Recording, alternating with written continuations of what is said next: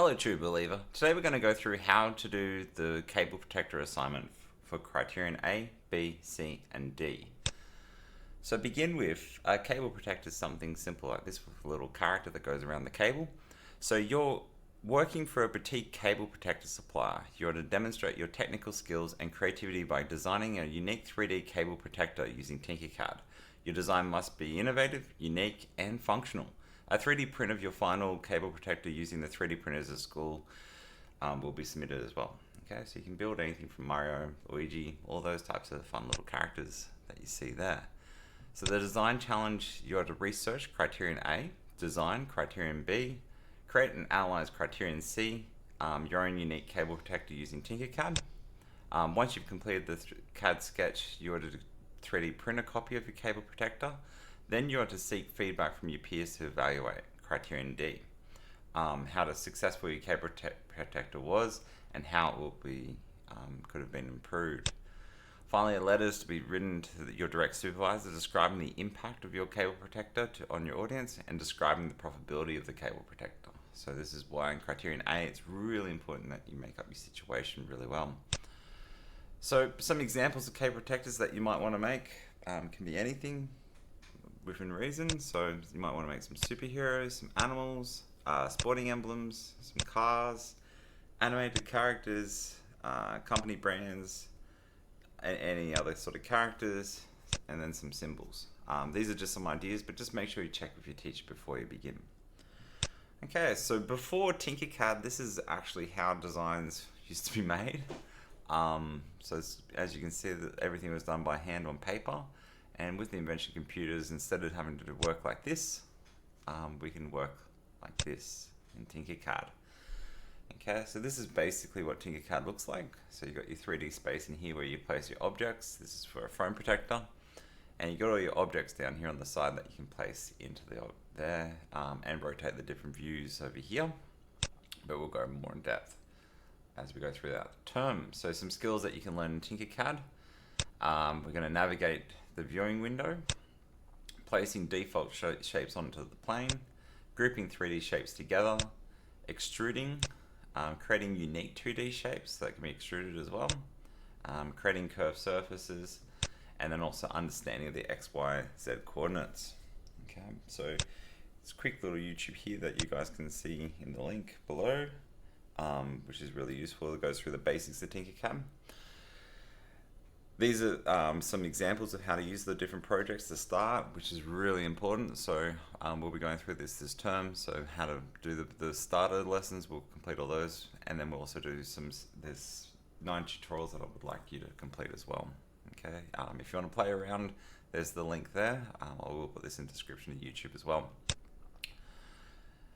Okay, so the 4 assessment pieces just briefly will be Criterion A, where you inquire and analyze. Criterion B, where you develop the ideas. Criterion C, where you create the solution. And Criterion D, where you evaluate. Okay, and then if we look at the design wheel, it's exactly the same all the way through the high school with design. So we've got these 4 assignments with 4 different strands, they call them, inside of it. So when you inquire and analyze, you explain and justify the need, which is where you build the situation. You identify and prioritize the research, which is where you do some research questions and answer them. You analyze existing products to see what's going on with current cable protectors, for example, in this example. Then you develop a design brief of what you're going to intend to build. Okay. In Criterion B, when you're developing your ideas, you develop a design specification, which is basically a checklist where you sort of say what's going to be built. You then develop design ideas where you draw some sketches and then plan it all out. You present the chosen design where you analyze the design sketches that you've done against the specification that you set up in strand 1. And then strand 3, you obviously present it and you make it very clear why you've made the decision. Strand 4 is then you make a really detailed drawing and diagram of the final sketch that you intend to build. With Criterion C, when you're creating a solution, you construct a logical plan where you show step by step how to build your design. You demonstrate technical skills. You then show that you can create the plan based off, create the solution based off the plan that you created in strand 1. and you justify the changes made to the design as you're going along the way. Criterion D then is evaluating. So you create some testing methods, so that can either be self-tests or surveys. You evaluate the success of the solution, and then you explain how the solution could be improved, and then you explain the impact of the solution, which is the letter. Now it's really important that you get that situation done at the beginning here really well, and if you get this right, everything else sort of falls into place as you go. Okay, so it's really important to sort of get your head around that for this semester. Next slide contains the most important bit of information for the whole semester. Okay, so when you're building your protector, using the tutorials as a starting point to create and design your protector. So there's an old saying in the IT world is don't reinvent the wheel. Okay, someone else has already done the hard work, so let's just try to improve the wheel. Okay. So how do you find TINKERCAD tutorials? It's pretty easy. Just go to Google and you type in the specific element that you're trying to look. So this example was a TINKERCAD tank tutorial I was trying to find, and there was a whole heap out there. Okay, so once you've worked out what design you're interested in, make sure you're very clear with what you're going to try and do. Okay. Common question in design: how to make my file size smaller than 500 megabyte.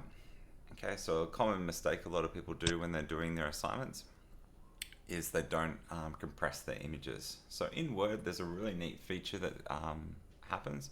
If you double click on the image that you want to compress, or any images throughout the document, the first step is you double click on any image. It'll come up with this screen up here. You then want to click on the compress pictures under the format button.